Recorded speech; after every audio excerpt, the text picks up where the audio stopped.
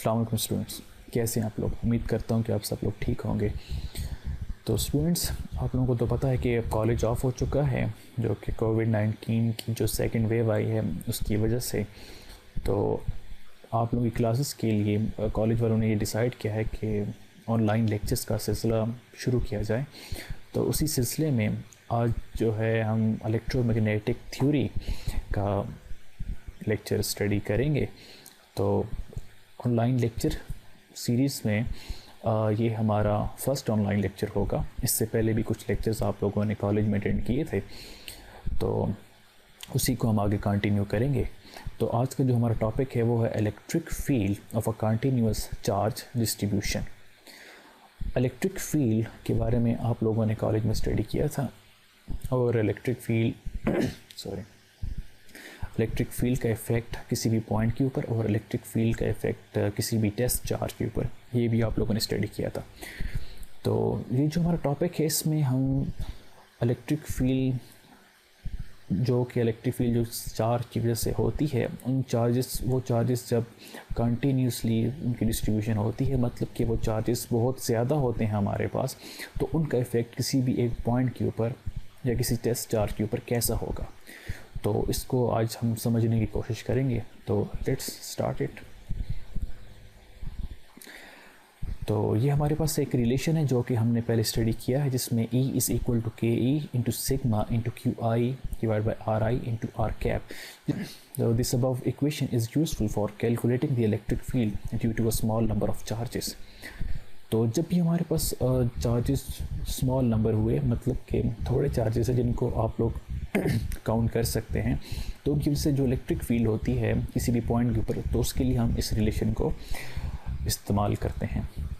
But in many cases we have a continuous distribution of charge rather than a collection of discrete charges. लेकिन electromagnetic theory में हमारे पास most of the time जो situation आती है वो आती है कंटिन्यूस डिस्ट्रीब्यूशन की। सो कंटिन्यूस डिस्ट्रीब्यूशन का क्या मतलब है?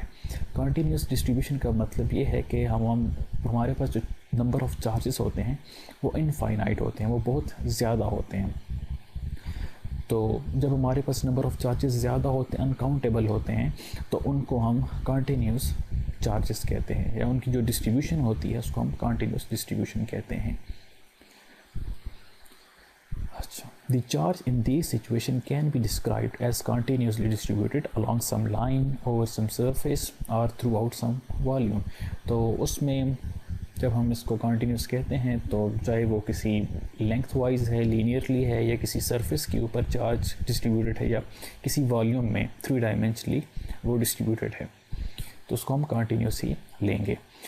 अच्छा, आपने एक चीज़ का ख्याल रखना है कि charge can not B truly continuous because charge is quantized. हमने स्टार्ट में अपने कोर्स के स्टार्ट में ये चीज़ डिस्कस की थी कि चार्ज क्वांटाइज्ड होता है। लेकिन इस सिलसिले में ये जो हम लेक्चर को स्टडी कर रहे हैं, इसमें हम चार्ज की जो डिस्ट्रीब्यूशन है उसको हम कंटिन्यूस ले रहे हैं। लेकिन इधर कंटिन्यूस लेने का एक मकसद है, एक वजह है, वो ये है कि because of the huge number of charges we are dealing with, the model of the charge being continuous is very close to reality। अब चूँकि इधर हम continuous charges ले रहे हैं, मतलब कि uncountable infinite charges ले रहे हैं, तो जो कि हम नहीं गिन सकते, तो उनको continuous कहना गलत नहीं होगा। इस वजह से हम इसको continuous कहते हैं। अच्छा, for evaluating the electric field created by a continuous charge distribution, first of all we will divide the charge distribution into small elements। तो जब हमारे पास चार्जेस की जो डिस्ट्रीब्यूशन है अगर वो कंटिन्यूस है, तो उसका जो इफ़ेक्ट है किसी भी पॉइंट के ऊपर, उसको स्टडी करने के लिए सबसे पहले हम इस डिस्ट्रीब्यूशन को मुख्तलिफ़ पॉइंट्स में डिवाइड करते हैं, और इन सारे जो स्मॉल हमने बॉक्सेस बनाए हैं इधर, इनको हम एलिमेंट का नाम देते हैं, इसको एलिमेंट कहेंगे। और ये हमने एक एलिमेंट लिया, इस एलिमेंट को हम आगे चल के स्टडी करेंगे, और इस एलिमेंट का जो चार्ज है उसको हमने डेल क्यू का नाम दिया। अच्छा, मैंने कहा जी हम स्मॉल एलिमेंट लेंगे, तो स्मॉल एलिमेंट का क्या मतलब है? What do we mean by small, और how much small should it be? it means that area should have some charge distribution throughout the element. Charge density should be uniform throughout the element. इसका मतलब ये है कि जो हम small element लेंगे, इस स्मॉल एलिमेंट में जो चार्ज की जो डिस्ट्रीब्यूशन है, जो चार्ज का फैलाव है, वो यूनिफॉर्म होना चाहिए थ्रू आउट।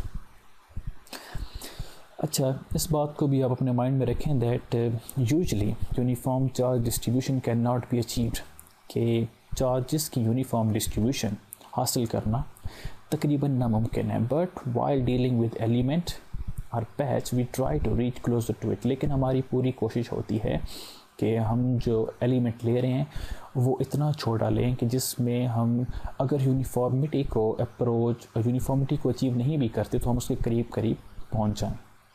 अच्छा, the electric field due to one charge element del q, ये जो हमने एलिमेंट लिया था जिसके ऊपर जो चार्ज डेल क्यू था, इसको हमने ith एलिमेंट का नाम दिया। और इस जो सरफेस है, ये जो ऑब्जेक्ट है, इसके बाहर हमने एक पॉइंट लिया और उस पॉइंट को P का नाम दिया।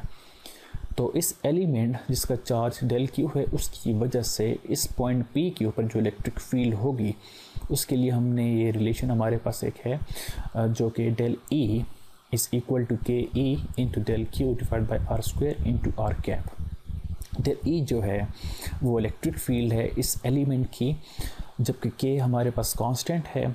डेल क्यू जो कि इस एलिमेंट का चार्ज है, और जो हमारे पास है वो इस एलिमेंट से इस पॉइंट पी तक का जो डिस्टेंस है वो है, जबकि आर कैप यहाँ पे यूनिट वेक्टर को रिप्रेजेंट कर रहा है, जो कि ये जो हमारे पास स्मॉल एलिमेंट है, ये पॉइंट पी की टूवर्ड्स जो इलेक्ट्रिक फील्ड जा रही है। आप लोगों को तो पता है कि जो इलेक्ट्रिक फील्ड है ये एक वेक्टर क्वांटिटी है। सो ये जो इलेक्ट्रिक फील्ड की जो डायरेक्शन है उसको शो करने के लिए ये हमारे पास आर यूनिट वेक्टर है। अच्छा, now the electric field at point p due to all elements in charge distribution is approximately equal to. तो पहले हमने जो इधर एक स्मॉल एलिमेंट लिया था, तो उसकी वजह से इस पॉइंट P के ऊपर हमने इलेक्ट्रिक फील्ड के लिए रिलेशन फाइंड आउट किया था। नाउ इधर जितने भी हमारे पास एलिमेंट्स हैं, इन सब एलिमेंट्स की वजह से इस पॉइंट P के ऊपर जो इलेक्ट्रिक फील्ड होगी, उसके लिए हमारे पास ये रिलेशन है। E is approximately equal to Ke sigma I is equal to 1 up to n del Qi divided by Ri square into unit vector R। अच्छा, where I जो है I index refers to a ith element। अच्छा, इधर हमने approximation का sign इस्तेमाल किया है। तो ये हमने क्यों इस्तेमाल किया है? Approximation is here because in equation 3 we are considering whole distribution, therefore non-uniformity is expected, hence we took approximated value। अब चूँकि हमने होल डिस्ट्रीब्यूशन ले ली है और उसकी इलेक्ट्रिक फील्ड ली है इस पॉइंट P के ऊपर, तो जिसकी वजह से हमारे पास जो नॉन यूनिफॉर्मिटी है वो एक्सपेक्टेड है, तो इसलिए इलेक्ट्रिक फील्ड की जो हमने वैल्यू ली है वो अप्रॉक्सीमेटेड वैल्यू ली है।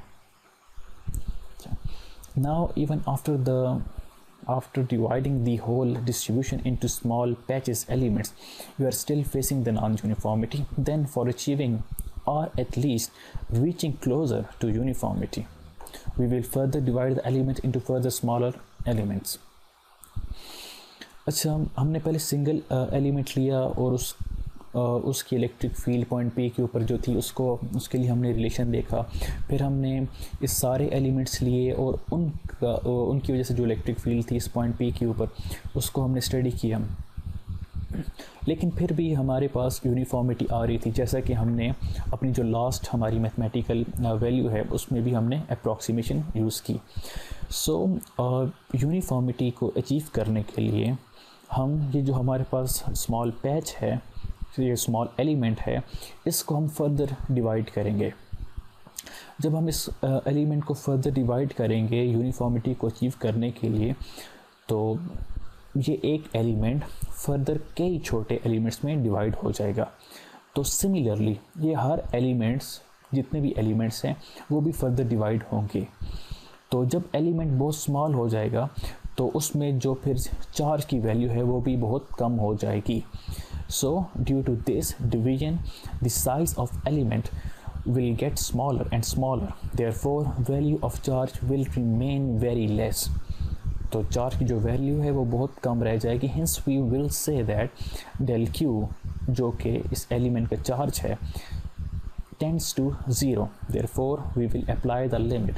So जो del q चार्ज है वो will approach to 0, बहुत कम रह जाएगा. So हमारे पास जो मैथमेटिकल रिलेशन है उसमें हम लिमिट को अप्लाई करेंगे. So equation third becomes E is approximately equal to 1 divided by 4 pi epsilon naught into limit del q approaches to 0 sigma del qi r I square into r cap. Due to further division we will get the huge number of elements patches, therefore number of elements. अच्छा, जब हमने एक single element को further के elements में divide किया और उसके बाद जितने भी एलिमेंट्स थे सबको फर्दर एलिमेंट्स में डिवाइड किया, तो जो हमारे पास नंबर ऑफ़ एलिमेंट्स थे वो भी बहुत ज़्यादा हो गए. तो हम कह सकते हैं कि जो n जो कि नंबर ऑफ़ एलिमेंट्स को रिप्रेजेंट कर रहा है विल टेंड्स टू इन्फिनिटी, मतलब कि अनकाउंटेबल हो जाएगा. Hence integral will replace the submission. तो ये जो हमारे पास रिलेशन आ रहा है उसमें ये जो सबमिशन है ये रिप्लेस हो जाएगा इंटीग्रल से. So E is equal to 1 divided by 4 pi epsilon naught integral del q divided by r square into unit vector r. So E हमारे पास इलेक्ट्रिक फील्ड है और ये k कांस्टेंट की वैल्यू है और इंटीग्रल हमने इधर अप्लाई किया है. ये जो इंटीग्रल है ये ओवर द इंटायर सरफेस है, इस पूरी सरफेस के ऊपर, इस पूरी सरफेस के जितने भी एलिमेंट्स हैं जब हम उन सब को लेंगे तो जो हमने इंटीग्रल लिया है वो इन सब के लिए है. So del d q divide by r square into unit vector r. So where the integration is over the entire distribution. This is the final equation for continuous charge distribution. तो ये जो इक्वेशन है ये हमें continuous charge distribution की final equation है. तो हमारा जो टॉपिक है वो अभी एंड नहीं हुआ. हम इस टॉपिक में फर्दर आगे चार्ज डिस्ट्रीब्यूशन अगर वो लीनियरली है या किसी सरफेस के ऊपर है या किसी वॉल्यूम में है उसको हम अपने नेक्स्ट लेक्चर में डिस्कस करेंगे. So thank you.